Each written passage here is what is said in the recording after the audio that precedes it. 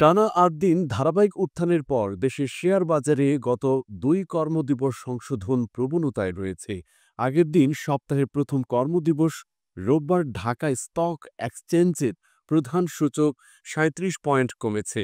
আজ সোমবারও লেনদেনের শুরুতে নেতিবাচক ধারায় যাত্রা শুরু হয়। তবে লেনদেনের কিছুক্ষণ পরই বাজার ঘুরে দাঁড়ায়। তবে দিনের শেষ ভাগে বিনিয়োগকারীদের মুনাফা তুলে নেওয়ার চাপে প্রধান সূচক ডিএসইএক্স ২৩ পয়েন্টে কমে যায়। আজ সূচকের ওঠানামা। সোমবার দিনের শুরুতে শেয়ার বাজার কিছুটা ধীর গতির ছিল। প্রাথমিকভাবে সূচকে নিচে নামতে শুরু করলেও বাজারের গতি দ্রুতই ঘুরে দাঁড়ায়। ডিএসইর প্রধান সূচক দিনের মধ্যভাগে প্রায় ৩২ পয়েন্ট বেড়ে লেনদেন হচ্ছিল। তবে শেষ দিকে বিক্রির চাপ বেড়ে যাওয়ায় সূচক আবারও নিম্নমুখী হয়ে পড়ে। শেষ পর্যন্ত ডিএসইর প্রধান সূচক ২৩ পয়েন্টে কমে বন্ধ হয়, যা বাজারে একটি মিশ্র প্রবণতার ইঙ্গিত দেয়।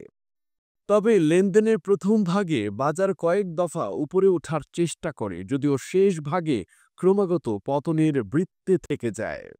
লেনদেনের কিছুটা স্থবিরতা। আগের তুলনায় আজ ডিএসইতে লেনদেনের পরিমাণ কিছুটা হ্রাস পেয়েছে। রবিবার যেখানে মোট লেনদেনের পরিমাণ ছিল ৮৬৫ কোটি টাকা, আজ সোমবার তা নেমে এসেছে ৮০৫ কোটি ৩৯ লাখ টাকায়।